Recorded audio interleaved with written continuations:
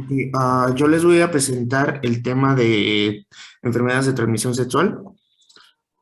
Siguiente diapositiva, por favor. Las ETS son un conjunto de enfermedades producidas principalmente por bacterias, virus y hongos.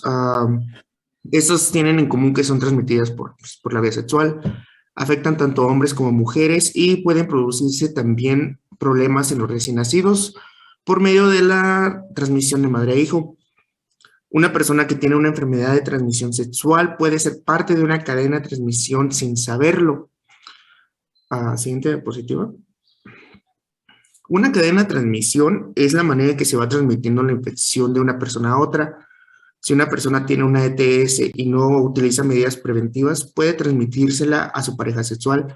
Um, a su vez, esta pareja sexual, si tiene relaciones con otra persona sin medidas preventivas, se lo transmitirá y así sucesivamente. En situación de cadena. La cadena se multiplica dependiendo a la persona si está tenido una pareja sexual simultánea o varias a lo largo del tiempo. Y el hecho de que algunas ETC no presenten síntomas facilita demasiado las cadenas de transmisión. Siguiente diapositiva. Las causas de transmisión de las ETS básicamente son si las personas no toman medidas preventivas al tener relaciones sexuales, la persona tiene poca información o no conoce su cuerpo, especialmente sus genitales, por lo que se dan cuenta de la aparición de algunos signos o síntomas de estas enfermedades. Las personas no acuden a buscar atención médica, se automedican o utilizan medicamentos de otras personas. Y lo más importante, si las personas reciben tratamiento adecuado, oportuno, pero sus parejas no, o sea, se van a seguir infectando. Siguiente diapositiva. Las ETS más comunes son la sífilis, gonorrea, uretitis gonocócica, tricomonías, herpes, VPH y el SIDA. Siguiente diapositiva. La sífilis es una enfermedad que compromete distintos sistemas del cuerpo humano y está causado por la bacteria Treponema pallidum. Los signos y síntomas de esta enfermedad aparecen de 9 a 10 días después de haber tenido relaciones.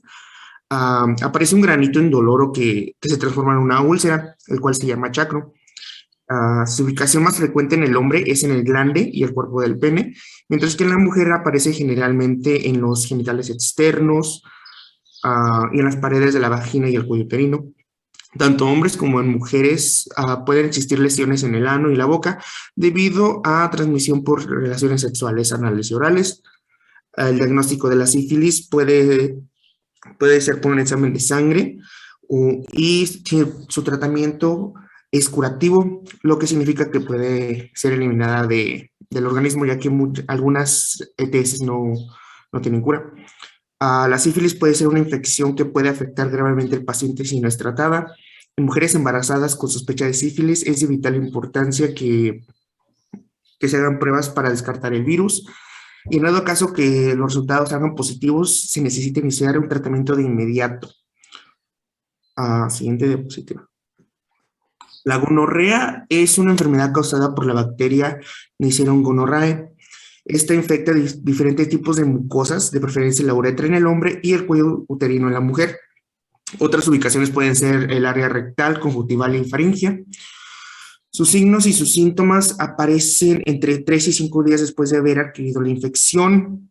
En el hombre hay salida de pus del conducto de salida de la orina y puede producir dolor al orinar. En algunas mujeres presentan molestia para orinar y por la vagina una secreción purulenta. La mayoría de las veces las mujeres no presentan síntomas, lo que dificulta la búsqueda de atención y el tratamiento oportuno. Por esto es importante que las parejas de las personas que presentan gonorrea reciban su tratamiento aunque no tengan síntomas, ya que pueden ser asintomáticos. Otras manifestaciones pueden ser proctitis, que básicamente es la inflamación del recto, que es asintomática en ambos sexos, y faringitis gonocócica, que es la inflamación de la faringe. Los síntomas pueden desaparecer, pero la infección no sigue avanzando porque no, y puede traer complicaciones. En el hombre puede dar inflamación aguda de la próstata y estrechez del conducto de orina, mientras que la mujer le invade el útero provocando una enfermedad inflamatoria de la pelvis e incluso una peritonitis pélvica. Aunque no tenga síntomas, si la persona ha adquirido la gonorrea y no ha recibido el tratamiento, tiene la posibilidad de transmitirla a otra persona durante las relaciones.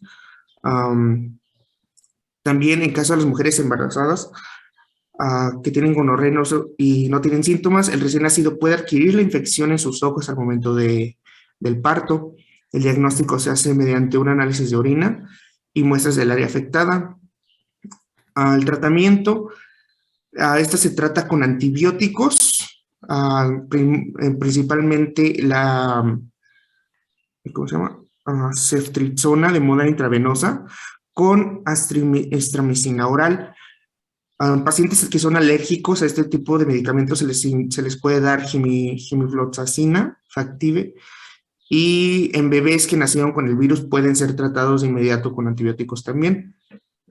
Siguiente diapositiva. La uretitis gonocócica es una infección causada por varios gérmenes. La más frecuente es el más frecuente es llamado Chlamydia trachomatis. Sus signos y sus síntomas aparecen entre 1 y 3 semanas después de adquirir la infección. En el hombre, salida por el pene de una secreción mucosa en escasa cantidad y de aspecto claro de la uretra. En la mujer puede haber secreción de mucosas de aspecto claro desde el cuello uterino, desde el cuello del útero. Tanto en el hombre como en la mujer pueden no presentar síntomas. Si el paciente tiene la infección y no se trata, puede presentar complicaciones en órganos reproductores, tanto hombres como mujeres. El diagnóstico se hace por un análisis de orina, un hisopado, que básicamente se inserta un hisopo en el pene para recolectar las muestras y detectar antígenos, y en las mujeres pues es el Papá Nicolau. El tratamiento se hace con antibióticos, se puede dar una dosis única y recibir un reforzamiento 10 días después. Siguiente diapositiva. La tricomoniasis es una infección frecuente transmitida sexualmente provocada por un parásito, el Trichomonas vaginalis. En las mujeres, el tricomonas puede provocar secreción vaginal con mal olor, picazón genital y dolor al orinar. Los hombres que tienen tricomoniasis por lo general no tienen síntomas, se ve más en mujeres. Como les había dicho, pues presentan la secreción, el mal olor, enrojecimiento y ardor y picazón de los genitales y dolor al orinar o tener relaciones. En algunos hombres puede tener síntomas, aunque es muy, muy raro, y esto sería irritación dentro del pene, sensación de ardor al orinar, luego de eyacular y secreción proveniente del pene. Su diagnóstico es por pruebas de laboratorio y orina. Su tratamiento, esta se puede curar por una dosis única de un antibiótico, el cual puede ser metronidazol o tinidazol, en pastillas que pueden ser tomadas oralmente. Siguiente diapositiva. La hepatitis B. Esta es una inflamación del hígado que está causada por el virus de hepatitis B. La transmisión puede producirse por la reutilización de agujas sin esterilizar, por transfusiones de sangre infectada, lo cual es extremadamente raro hoy en día. Pero lo más frecuente se produce entre compañeros sexuales, ya que se puede transmitir por medio de la saliva, el semen y fluidos vaginales. Existen dos tipos, la aguda y la crónica.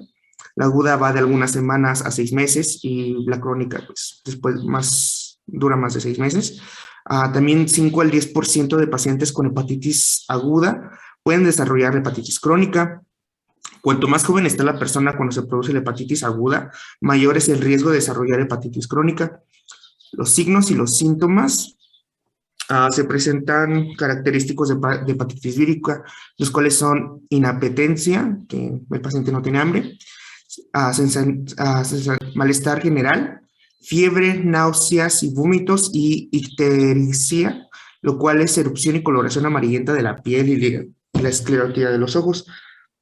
El diagnóstico se hace por un análisis de sangre. No existe un tratamiento específico para la hepatitis vírica aguda. Las personas con hepatitis no deberían consumir alcohol porque puede dañar el hígado todavía más de lo que ya está dañado. Y si aparece una hepatitis fulminante, se emplea un medicamento antivírico que puede ser entacavir o tenofovir. Estos se toman de manera oral y aumentan las posibilidades de supervivencia. Siguiente diapositiva. Ahora tenemos la herpes, la cual es una infección causada por el virus de herpes simple, el cual se ha dividido en dos tipos, el VHS1, que se encuentra más frecuente en el herpes labial, los conocidos fuegos o fogazos, o el VHS2, que se encuentra frecuentemente en la herpes genital. Aunque también existen algunos tipos de VHS1 que pueden causar infecciones genitales. Los signos y los síntomas se transmiten este virus se transmite por contacto genital u orogenital. Los síntomas aparecen luego de alrededor de 7 días. El virus penetra a través de pequeñas heridas de la piel de mucosas. Luego de adquirir la infección, la persona permanece con el virus en el organismo y muchas veces sin presentar ningún síntoma. Las lesiones comienzan con múltiples puntitos rojos que producen picazón y ardor. Luego aparecen pequeñas como ampollas, forman úlceras y forman muchas úlceras que duelen. La persona puede presentar fiebre y decaimiento. Desde la lesión se excreta el virus durante alrededor de 3 semanas. Esto produce un mayor riesgo de transmitirlo a la pareja. También en el hombre, las lesiones se ubican en la glande y el prepucio, mientras que en las mujeres van en los genitales externos, que es la vulva, y el cuello uterino. Su diagnóstico es un cultivo viral, la prueba de reacción en cadena polimerasa, que es PCR, y análisis de sangre. Las personas pueden recibir un tratamiento para atenuar los síntomas porque no se puede eliminar. Esta enfermedad no tiene cura. El tratamiento antivirales pueden ayudar a sanar las llagas más rápidamente durante un brote inicial, disminuyen la gravedad y la duración de los síntomas en los brotes recurrentes, reducen la frecuencia y la recurrencia, minimizan la transmisión del virus a otras personas.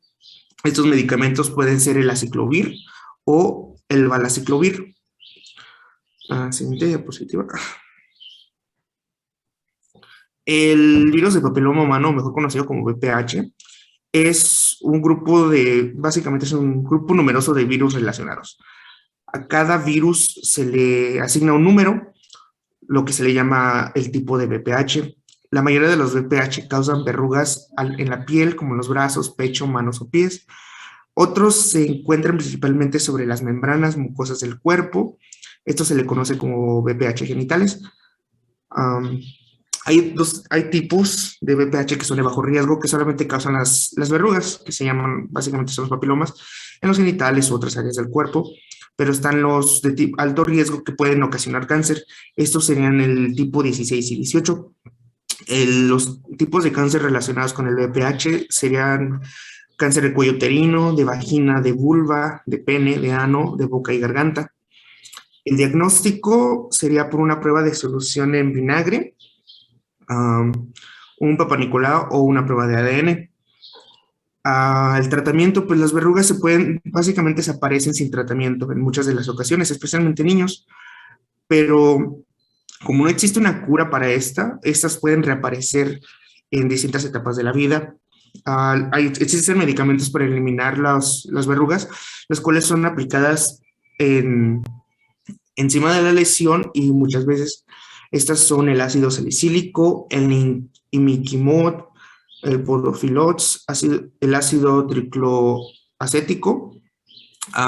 Si los medicamentos no surten efecto, el médico puede sugerir quitarlo de moda quirúrgica, por ejemplo, una crioterapia, que es con nitrógeno líquido, una electrocauterización quirúrgica o cirugía láser. En mujeres que si haya detectado verrugas en el cuello uterino, es necesario extirpar para prevenir lesiones cancerosas. Siguiente, gracias. Ahora, por último, tenemos el SIDA, el cual es muy fácil de adquirir por medio, si la persona, el paciente ya tiene alguna ETS. El SIDA se adquiere por el virus de inmunodeficiencia humana, el cual daña el sistema inmunitario al destruir los glóbulos blancos que ayudan al cuerpo a combatir las infecciones. Por lo tanto, el paciente pues, está en riesgo de sufrir infecciones graves y ciertos tipos de cáncer. Sus signos y sus síntomas pueden ser síntomas similares a los de la gripe, que son la fiebre, escalofríos, el pullido, sudores nocturnos, dolores musculares, dolor de fatiga, ganglios linfáticos inflamados y úlceras en la boca. Su diagnóstico es un análisis sanguíneo y el tratamiento, pues no existe un tratamiento para la cura del VIH, pero se utiliza la terapia antirretroviral para convertirla en algo crónico y manejable, que le da al paciente un mejor tipo de vida. La mayoría de las personas con VIH viven una vida larga y saludable y si reciben y continúan con la terapia antirretroviral.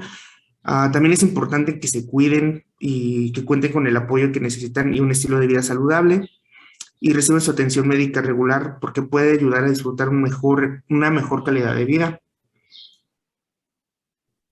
Siguiente diapositiva. ¿Cómo se pueden prevenir las ETS? Básicamente fomentando la educación sexual. Hoy en día se sabe que muchas personas no conocen, en pleno siglo XXI no conocen el tipo de transmisión, no conocen exactamente qué tan factible es de que se infecten.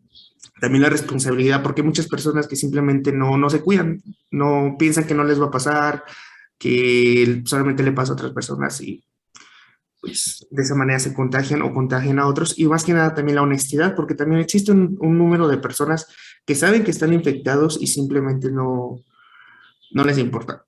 Ha habido casos donde las personas dicen, si yo lo tengo, pues porque no lo puede tener otras personas. Y esto sería todo de mi parte. Estas son mis referencias. Entonces vamos como todo, tenemos las definiciones y luego tenemos una clasificación.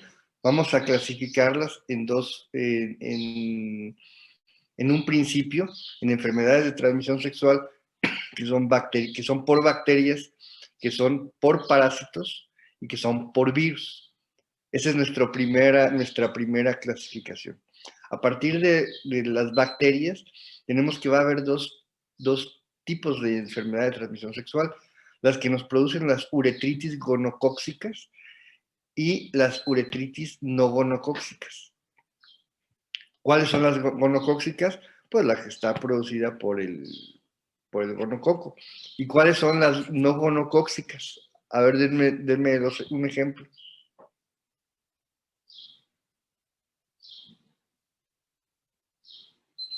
Clamidia trachomatis. La clamidia. ¿Cuál más?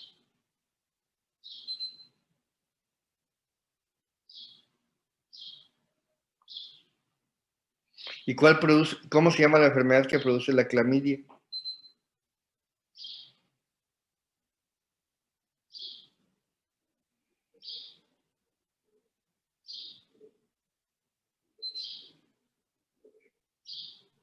Uretritis. ¿Mande? Uretritis. Sí, es una uretritis, pero una uretritis no gonocóxica. Pero ¿cuál es el nombre de la con el que se le conoce a la clamidia?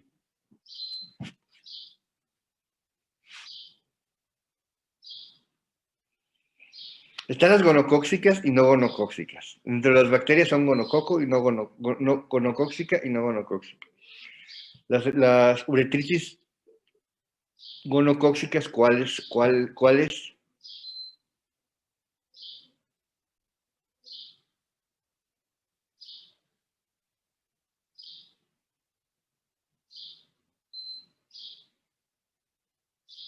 ¿Les pregunta? Preguntó por las no gonocóxicas, ¿verdad? Ahorita pregunté por los gonocóxicas. Pues es producida por la bacteria Gonorrhoeae. Neisseria gonorrhea. ¿ok? Ajá. Y luego la tenemos otra, las uretritis no gonocócicas. ¿Cuáles son? pues decía que entre las más comunes está la trachomatis Clamidia trachomatis. Ajá, ¿y ajá, cuál más? y la otra más frecuente era el herpes. El herpes es viral. Ajá. Bueno, esas eran las que mencionaba como más comunes, no Sí, pero gonocócicas. estamos hablando de no El gonocócicas. Estamos vaginalis hablando también, de, ¿no? primero, vamos a dividirlas en bacterianas, por parásitos y virales. Y luego tenemos bueno, bacterianas, por hongos, virales, ¿y cuál más? Bacterianas, virales, por hongos y parásitos. Entonces, hablando de bacterianas, la dividimos en uretritis gonocócica, que está producida por ¿cuál? Por la Neisseria gonorrea. Neisseria gonorrea, y luego las no gonocócicas, que están producidas por ¿cuál?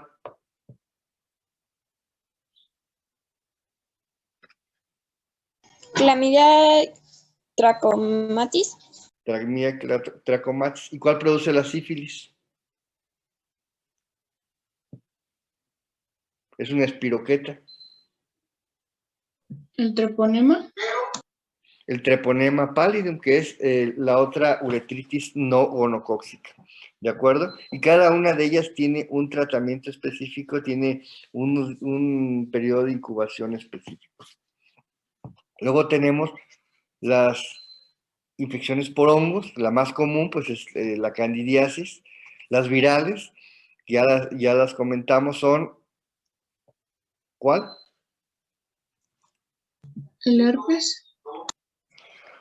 El herpes 1 y 2, el virus del papiloma, el VIH y las hepatitis C, que en general no producen tanto una enfermedad de transmisión sexual como tal, o sea, no producen una uretritis o una cervicitis o una cervicovaginitis, sino que se transmiten son por transmisión sexual y sus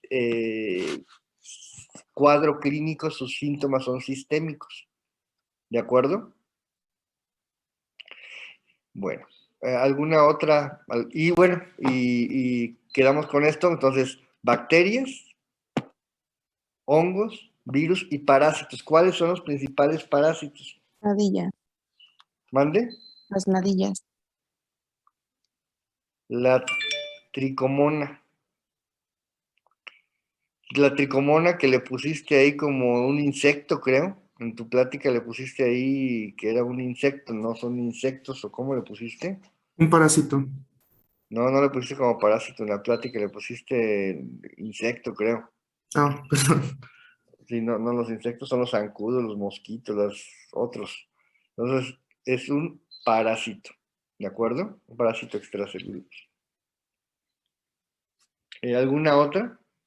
¿Alguna otra aportación o duda que tengan? Doctor, yo leí que también la E. coli puede causar una infección. Puede causar, son de las no gonocócicas, no es lo más frecuente, pero te puede causar una cervicovaginitis, una dermatitis. No es lo más común en las enfermedades de transmisión sexual. Gracias. No es su vía más común de transmisión, tiene otras vías de transmisión, la Escherichia coli, el ciclo ano, mano, boca. Ok. ¿Qué tema tenemos? Sigo yo, doctor. Los que están sin cámara, si tienen alguna cosa en particular, me la comentan ahorita y los que sea porque no quieran tener su cámara se pueden salir, no hay ningún problema. Bueno, más que la falta, pues. Yo tengo a 12 personas sin cámara que no entiendo por qué. ¿Sí lo pueden ver? Así es, Emilia. Ok. Bueno, yo les voy a hablar sobre la tuberculosis genitourinaria. Y, ay, esperen. Ok, para la epidemiología, la tuberculosis pulmonar, y menciono pulmonar porque es el sitio de infección primario, es la tercera causa de mortalidad, seguida del SIDA y de la malaria. La tuberculosis genitourinaria es responsable del 14% de las manifestaciones extrapulmonares. Y dentro de esta, la tuberculosis renal es el sitio extrapulmonar más común. Del 8 al 10% de los que manifiestan tuberculosis van a manifestar la tuberculosis renal. Y en las mujeres, del 1 al 10%, el sitio más afectado es la trompa de falopio. Sí, la trompa de falopio. El microorganismo etiológico es el Mycobacterium tuberculosis. Este es un bacilo aerobio estricto, ácido alcohol resistente, sensible a la luz solar, al calor, a la luz ultravioleta, pero que es resistente a la desecación. Este microorganismo va a llegar a los órganos genitourinarios por vía hematógena, que va a provenir desde el pulmón.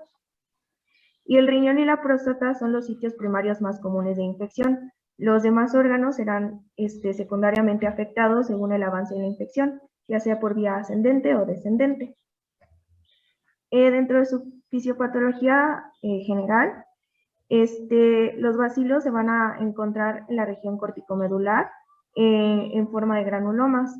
Esta infección va a progresar lentamente y va a terminar en una necrosis papilar, y incluso puede formar escaras, cicatrices, abscesos y provocar una destrucción del parénquima renal y bueno, también una insuficiencia renal debido a las lesiones. También se puede clasificar de acuerdo a la localización de la infección. Por ejemplo, en el riñón y el uréter, la tuberculosis va a progresar lentamente, aproximadamente de 15 a 20 años. Esta puede ser asintomática hasta que la infección afecta a las cálices o la pelvis. Dentro del aspecto macroscópico del riñón, estará afectado y estará rodeado de un material caseoso y a menudo va a estar fibrosado. Las paredes de la pelvis, el uréter y los cálices van a estar engrosados y las calificaciones van a ser comunes. Aquí el 10% de los pacientes van a desarrollar cálculos renales. El retículo epitelioide es un conjunto de células que van a tener un núcleo vesicular y cuerpo claro que se van a fundir con las células vecinas formando una masa. Este retículo epitelioide es la lesión básica de la tuberculosis renal. En cuanto a la vejiga, la infección va a alcanzar a la vejiga y se va a manifestar síntomas de irritabilidad vesical. Los tubérculos se van a formar en la región del orificio ureteral y se van a ulcerar. Bajo el microscopio, los tubérculos se ven como nódulos de color blanco rodeados por un halo de hiperemia. En la próstata y las vesículas seminales, la próstata se va a infectar cuando la infección pasa a través de la uretra prostática. En el aspecto macroscópico se van a apreciar nódulos y áreas induradas debido a la fibrosis, y las áreas más comunes van a ser necrosadas. En el epidídimo y el testículo, la tuberculosis de la próstata se va a extender a través de los conductos deferentes y puede afectar el epidídimo. Y el epidídimo va a estar agrandado y duro. Estos son algunos ejemplos. Por ejemplo, aquí en la tuberculosis de la vejiga se puede ver una imagen citoscópica con las granulaciones y aquí una tuberculosis renal. Dentro de los signos y síntomas, para el riñón y el uréter, como ya lo mencioné, va a ser asintomático hasta que llegue a las cálices y pelvis. Puede haber un dolor sordo en la fosa renal, cólico renal o una masa indolora en el abdomen. En la vejiga se puede apreciar ardor, polatiuria, nocturia o hematuria y dolor suprapúbico cuando la vejiga está llena. O sea, va a tener síntomas de irritación vesical. La próstata y vesículas seminales, pues va a tener una próstata dura o con nódulos. Dentro del epidídimo y el testículo, va a haber una inflamación con un dolor leve, abscesos en la pared escrotal, hidrocele o epidídimo y conductos deferentes engrosados. Para el diagnóstico, Se va a sospechar tuberculosis en cualquiera de las siguientes situaciones: una cistitis crónica sin respuesta al tratamiento, una piuria estéril, hematuria macro o micro, epididimitis sin dolor a la palpación, seno escrotal con drenado, próstata con nódulos o engrosamiento de vesículas seminales. El diagnóstico se va a confirmar al realizar un urocultivo con la presencia del bacilo o por una PCR para tuberculosis. Dentro de los estudios que se pueden realizar va a ser un concentrado de orina de 24 horas, un urocultivo que va a dar positivo o una prueba de la tuberculina. Dentro de los datos radiológicos, en la radiografía abdominal se aprecia hipertrofia renal y, como ya lo mencioné, las calificaciones pues, van a ser comunes. La citoscopía va a estar indicada aun cuando el microorganismo haya sido encontrado en orina, pero va a servir para medir la extensión de la infección. Dentro del diagnóstico diferencial se puede confundir con cistitis crónica, pielonefritis, epididimitis aguda o crónica, cálculos renales o esquistosomiasis.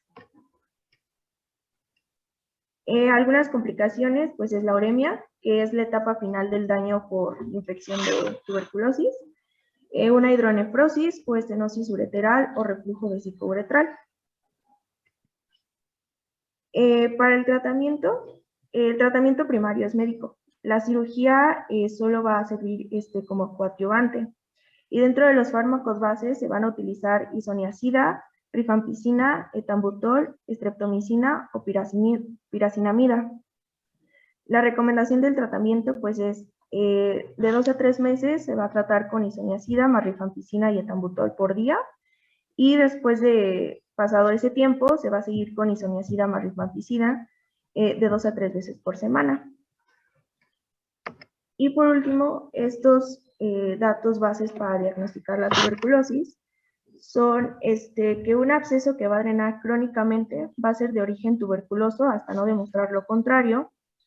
Un absceso que va a drenar crónicamente a través de la piel del escroto va a ser patognomónico de la epididimitis tuberculosa, y una piuria persistente sin microorganismos es tuberculosis hasta no demostrar lo contrario. Y creo que sería todo por mi parte. Es una de las cosas que tenemos que recordar, es que la tuberculosis ha sido una enfermedad milenaria, que antes la gente se moría por tuberculosis, ahora hay medicamentos. Sin embargo, sigue siendo una parte importante de nuestro catálogo de enfermedades. Hay la vacuna de la tuberculosis y se pensaba que ya estaba erradicada. Sin embargo, en algunos países ya no se está vacunando, algunas personas ya no se vacunan, precisamente porque se pensaba como una enfermedad ya de la historia, pero ahorita se está viendo que hay un repunte de los casos de tuberculosis. Aquí en Guanajuato, aquí en Celaya, en nuestras comunidades, hay varios casos de tuberculosis, es más común de lo que pensamos. Entonces, tenemos hoy nuevamente que tenerla en cuenta en los distintos abordajes clínicos de los pacientes. Sí, es importante conocerla. En lo general, ya el tratamiento, bueno, aquí lo están viendo, en el libro nos comenta algunas formas de tratamiento. Sin embargo, hay actualmente algunas variantes por la multiresistencia bacteriana que está teniendo las bacterias en general y la tuberculosis en lo particular. Los medicamentos que antes se le daban son bacterias de reproducción muy lenta, por lo tanto el tratamiento es por meses o años. Y entonces el tratamiento, estas bacterias, aunque se reproducen lento, van mutando. Y lo que antes les hacía efecto ya ahora no les está haciendo efecto y están siendo multiresistentes, lo cual es un problema de tipo mayor en nuestra comunidad. Es importante que sepan las generalidades, ya las vimos ahorita, ya vimos el tratamiento en lo general, en lo particular, pues tenemos que ver qué tan sensible o resistente es la bacteria. ¿Alguna duda en tuberculosis?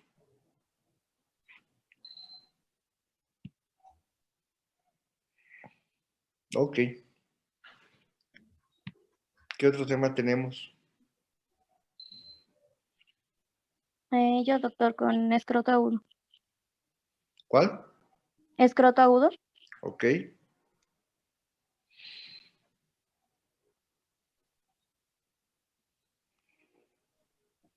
Bueno, buenos días, doctor, compañeros. Yo les voy a hablar un poquito de escroto agudo.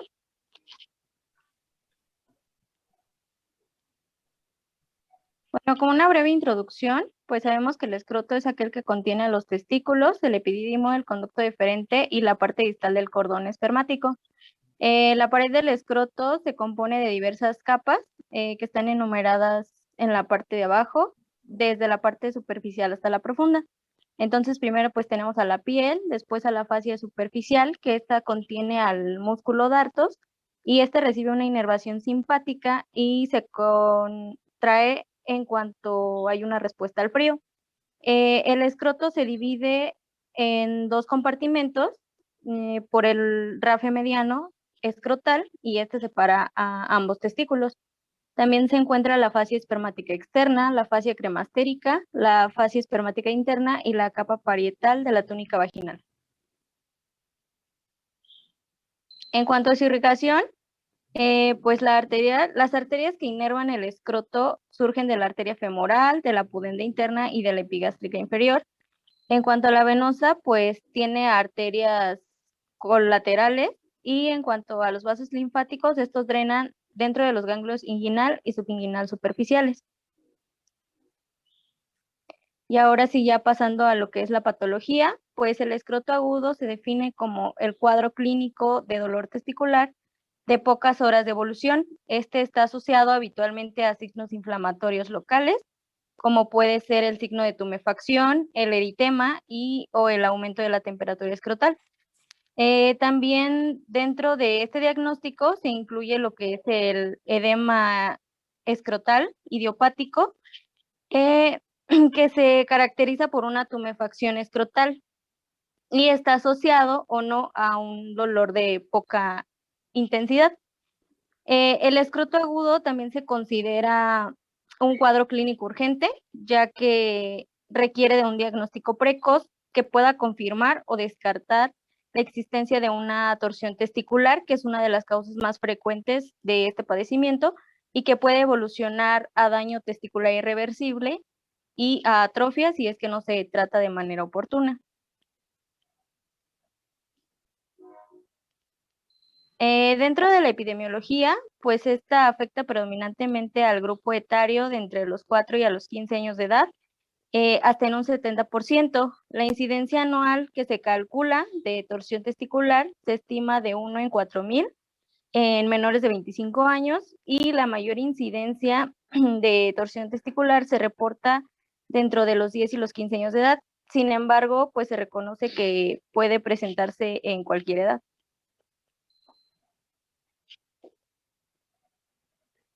En la etiología, pues esta es una patología multifactorial. Sin embargo, pues en la población pediátrica suele ser más frecuente lo que es la torsión testicular, la epididimitis y la torsión de los apéndices testiculares, esto por orden de severidad, y pues suponen aproximadamente el 85% del cuadro del escroto agudo. Otras de las situaciones menos frecuentes son los traumatismos testiculares, la hernia inguinal inacerada, la vasculitis o cuadros clínicos de orquitis viral. Y del lado derecho de sus pantallas les puse dos tablas en las que también se clasifican las diferentes causas, por ejemplo, vasculares, infecciosas, traumáticas, a nivel dermatológico o mixtas, donde también se puede presentar pueden ser indicio del cuadro de escroto agudo.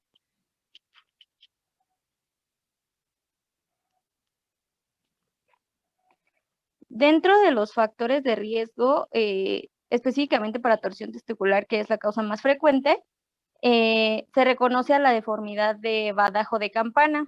Esta consiste en una inserción anormal de la túnica vaginalis que permite al testículo tener una amplia movilidad. También el incremento del volumen testicular asociado a una mayor edad, los tumores testiculares, historia de criptorquidia y de cordón espermático largo o una porción intraescrotal larga, una inserción alta o proximal de la túnica vaginal al cordón espermático, ya que esto permite una suspensión libre de los testículos y del epidídimo. También una fijación testicular inadecuada cuando ocurren procedimientos como la orquidopexia, que esta es una intervención quirúrgica para poder hacer descender los testículos dentro del escroto, y en caso de una biopsia testicular previa, también se han reportado como factores predisponentes.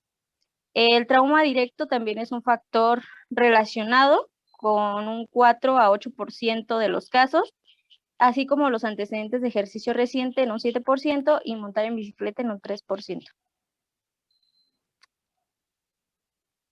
Y pues pasando a las causas de escroto agudo, pues vamos a hablar un poquito de torsión testicular. Bueno, la torsión de testículo se produce por una rotación del cordón testicular sobre su eje. Esto provoca una disminución o una ausencia de la vascularización del testículo. Su incidencia va de 1 en 4,000 varones menores de 25 años. Epidemiológicamente hay 2 picos de incidencia. Uno es menos prevalente en el periodo neonatal y otro suele ser más frecuente a partir de la pubertad. En torno al 65%, y pues que va de los 12 a los 18 años, y tiene una mayor afectación del testículo izquierdo.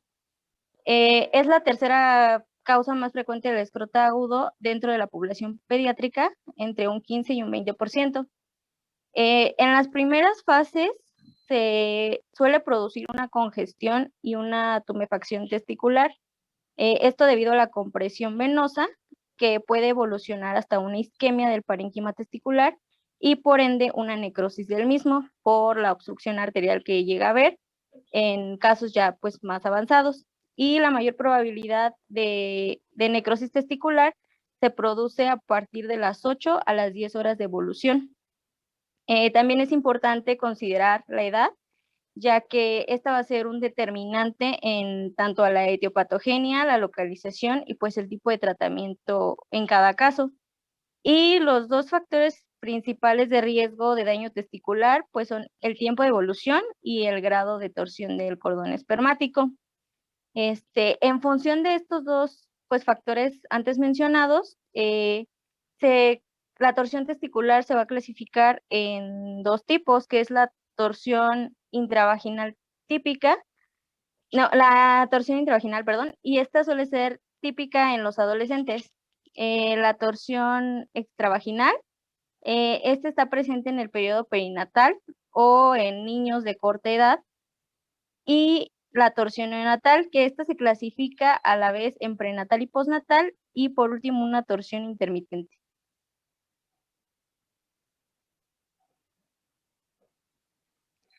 En el caso de la torsión intravaginal, pues esta suele ser la más frecuente, se produce por una mala fijación del testículo a la túnica vaginal.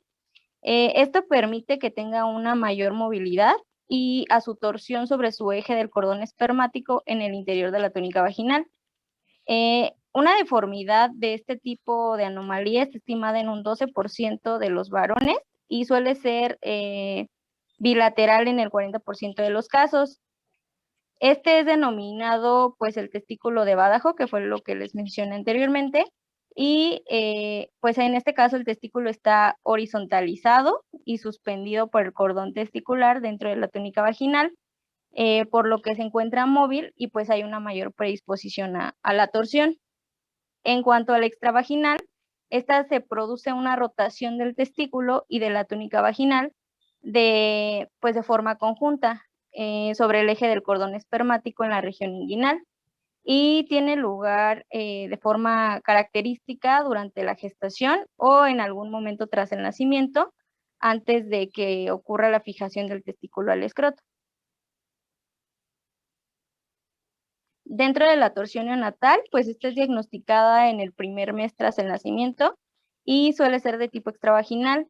Su incidencia es del 12 al 15% de las torsiones de testículo dentro de la infancia, y pues aunque su frecuencia se ve infraestimada, ya que hay muchos casos que se diagnostican como criptorquidia o como atrofia testicular, este puede ser bilateral hasta en un 20% de los casos, y En función del momento en el que aparece, se clasifica de dos maneras,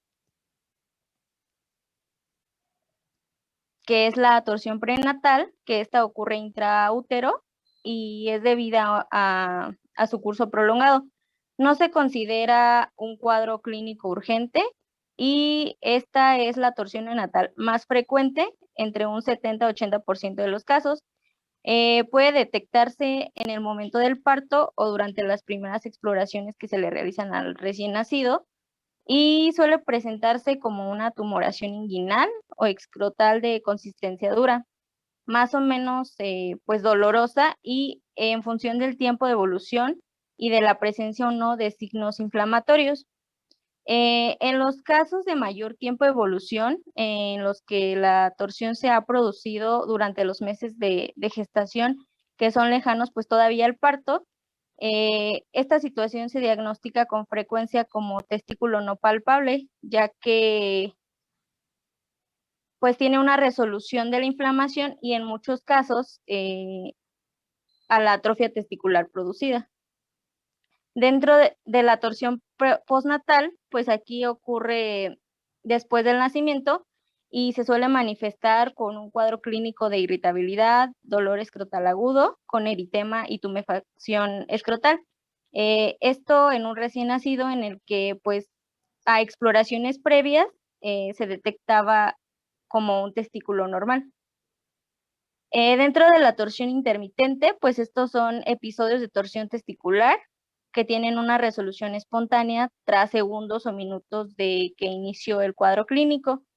Aquí la exploración testicular y la ecografía pueden ser normales en el momento de la valoración, si el cuadro pues ya se ha resuelto. Está indicado el seguimiento y el tratamiento quirúrgico mediante la fijación del testículo en el escroto para pues evitar futuros episodios. Otra de las causas pues es la epididimitis, la orquitis y la orquiepididimitis. Estas básicamente consiste en la inflamación del epidídimo, del testículo o de ambos. Y pues se dice que tiene una incidencia anual de 1.2 sobre 1000 varones y supone la segunda causa de escroto agudo durante la infancia, con un 20 a un 30%. Su causa suele ser desconocida en un alto porcentaje de pacientes, sobre todo en los prepúberes, en los que se confirma solo en un 25% de los casos. En estos, pues la infección del tracto urinario, ya sea por reflujo retrógrado de orina, a través de los conductos eyaculadores, pues suele ser la causa más frecuente. En este grupo de edad y en varones pues aún mayores que no tengan actividad sexual, los gérmenes más frecuentes que pueden contribuir son la E. coli, el Mycoplasma pneumoniae, algunos enterococos, enterovirus o adenovirus. Las malformaciones urológicas o algunas anomalías funcionales como el reflujo vesicouretral, la vejiga neurógena, los uréteres ectópicos, así como algunas pruebas que suponen a manipulación de la vía urinaria, como lo son el sondaje, la cistografía o la cistoscopía, pueden considerarse como factores de riesgo, pues a tener mucho en cuenta en estos casos. En ciertos adolescentes con antecedentes de práctica de relaciones sexuales, los cuadros de epididimitis, orquitis u orquiepididimitis suelen ser secundarios a una infección pues, de transmisión sexual y las causas más frecuentes son por clamidia trichomatis, por Neisseria gonorrhoeae, por E. coli y pues por virus, que son los microorganismos más habituales. Por último, pues la orquitis aparece normalmente como una extensión de la epididimitis. Es poco frecuente su presentación de forma aislada. Esta última puede aparecer como consecuencia de la diseminación hematógena de alguna infección, pues ya sea bacteriana o secundaria a una infección viral, como puede ser la parotiditis, infecciones por adenovirus, enterovirus, influenza o parainfluenza. Y por último, pues la torsión de apéndices testiculares y del epidídimo. Es la primera causa del dolor testicular agudo en la población pediátrica con un 45%, Y en este caso se produce por la torsión y la inflamación de los apéndices testiculares o epididimarios, que pues son los remanentes de los conductos de Müller y de Wolff. Estos se localizan en el polo superior del testículo o en el epidídimo. Aquí la isquemia del apéndice pues va a provocar un dolor local que cuando evoluciona puede hacerlo hasta necrosis y se manifiesta con la presencia del nódulo azul, que es el que se visualiza en la imagen de la izquierda. Este es visible en el polo superior del testículo y se presenta a cualquier edad, aunque suele ser más habitual entre los pacientes prepúberes entre los 7 a los 12 años de edad. Para el diagnóstico de escroto agudo, pues debe de basarse siempre en la anamnesis y en la exploración física, esto ante situaciones que sean de sospecha. Pues en ciertos casos se sugiere la exploración quirúrgica sin la realización de alguna prueba que sea complementaria que pueda retrasar así su tratamiento inmediato. Dentro de la anamnesis, pues hay que tener en cuenta mucho la edad, ya que como les había mencionado es un factor muy importante a la hora de clasificar los periodos y la función de las causas. También los signos y síntomas que el paciente pueda presentar, como lo es el dolor, los síntomas neurovegetativos, en este caso puede ser náuseas, vómito, palidez, sudoración, síntomas urinarios como lo es la disuria, la polaquiuria o el tenesmo, vesical, también en algunos casos aparece fiebre, pero esto es en menos del 20%. También aumento del volumen testicular, edema, eritema, hipersensibilidad testicular y nódulo hipersensible. Dentro de la anamnesis también es importante considerar los antecedentes, ya que esto nos puede dar pues más fácil el inicio de la causa de la patología. En este caso, pues traumatismo escrotal, actividad sexual, algunas malformaciones o anomalías en cuanto a la función urológica o la manipulación de la vía urinaria, el mal descenso de testicular, ya que pues el testículo que no está descendido o no está fijado en el escroto tiene un mayor riesgo de torsión y pues episodios infecciosos que sean previos, ya puedan ser a nivel bacteriano, virales o enfermedades sistémicas. Dentro de la exploración física, pues esta se basa más que nada en la inspección, la palpación testicular y escrotal de manera bilateral. Aquí pues se debe de prestar mucha atención en lo que es la posición del testículo, su intensidad y la localización del dolor, así como la presencia de algunos signos inflamatorios.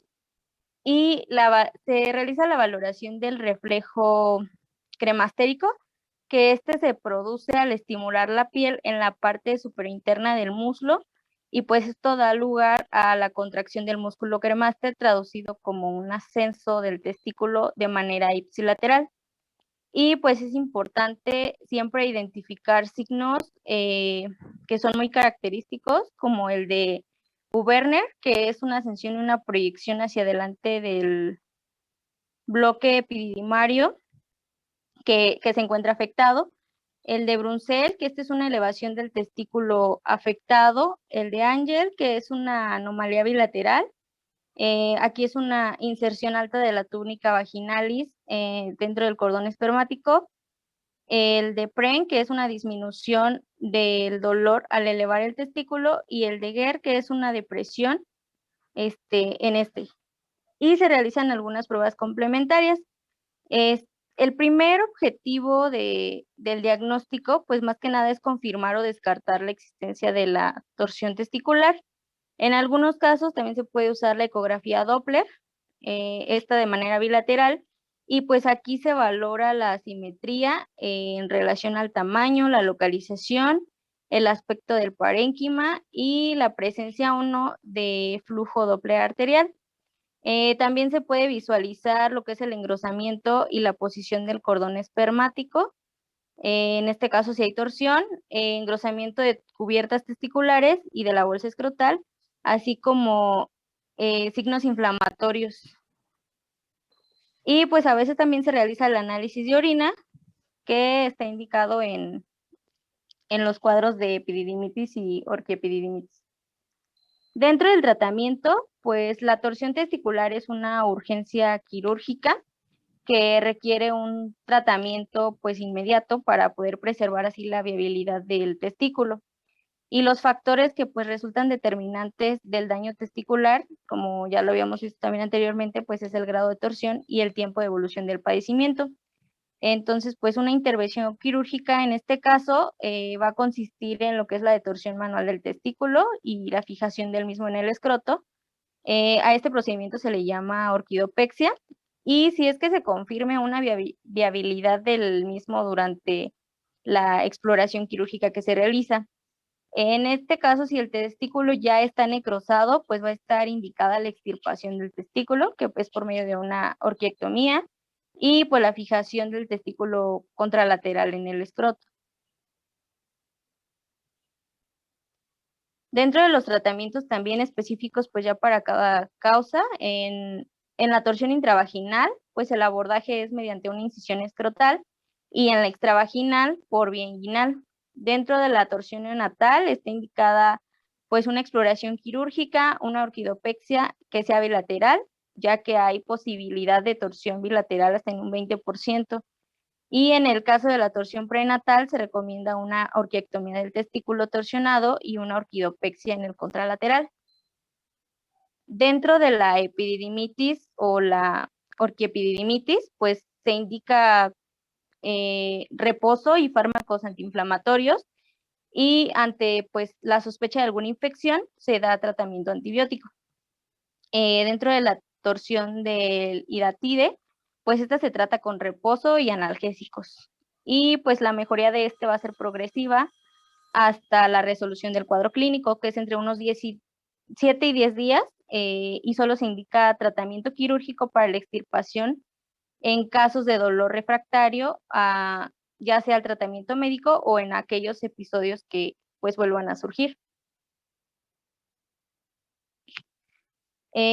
Los que en pacientes con traumatismo testicular, pues está indicado solamente el reposo y tratamiento con analgésicos y antiinflamatorios. Y en el caso del escrotal idiopático no requiere de ningún tratamiento, salvo en pacientes que pues tengan molestias dolorosas localizadas. Y pues ya para el pronóstico, los pacientes con torsión testicular pueden sufrir de algunas complicaciones a nivel futuro y pues estas van a estar relacionadas con la fertilidad, esto en función del grado de severidad del daño testicular. Aquí se considera que pues la fertilidad estará preservada solamente en casos de torsión testicular que sean tratados dentro de las primeras 8 a 12 horas y en los que pues se confirme que el testículo es viable al momento de la exploración quirúrgica. Y pues esto sería todo por mi parte.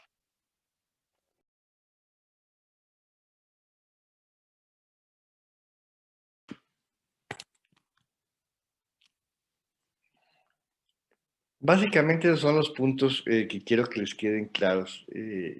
Lo único que haría hincapié es que una de las pocas urgencias urológicas que tenemos es la torsión testicular. Si no actuamos a tiempo, el testículo se pierde. Ya después de 6 horas, aunque lo destorzamos, ya hay necrosis y ya el testículo se tiene que quitar. El problema es que si se deja un testículo torcido, primero se va a atrofiar y se va a perder. Pero más que se pierda, con el tiempo se van a generar anticuerpos anti ese testículo que van a afectar al otro testículo y va a provocar infertilidad del paciente. Entonces es importante tenerlo en cuenta, el diagnóstico precoz y el tratamiento oportuno. Y hacer el diagnóstico diferencial con las otras patologías, como la orquiepididimitis, como la torsión de una hidátide de Morgagni, torsión de un quiste, etc. ¿De acuerdo? ¿Alguna duda en el tema?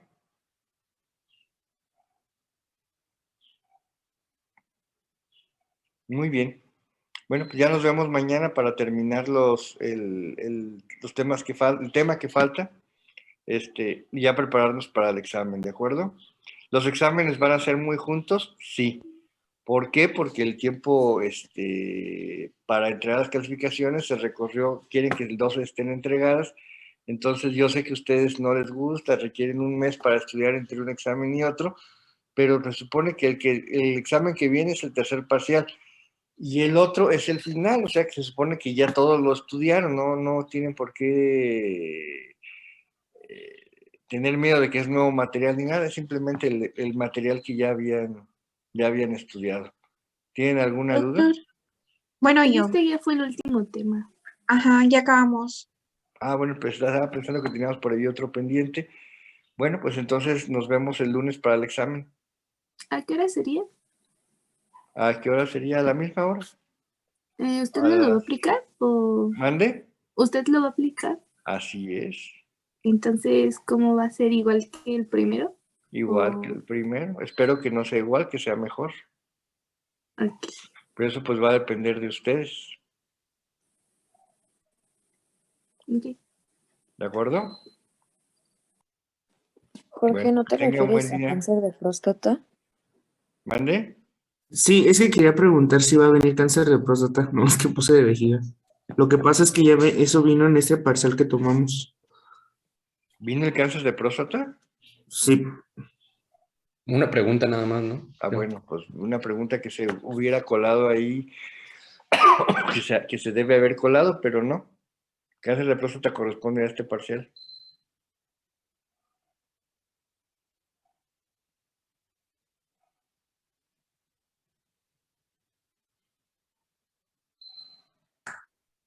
¿Alguna otra cosa? ¿Estrella? Doctor, disculpe, y bueno, y más o menos, ¿cuándo nos daría la calificación del segundo parcial? En cuanto la tenga, yo se las paso. Ah, gracias.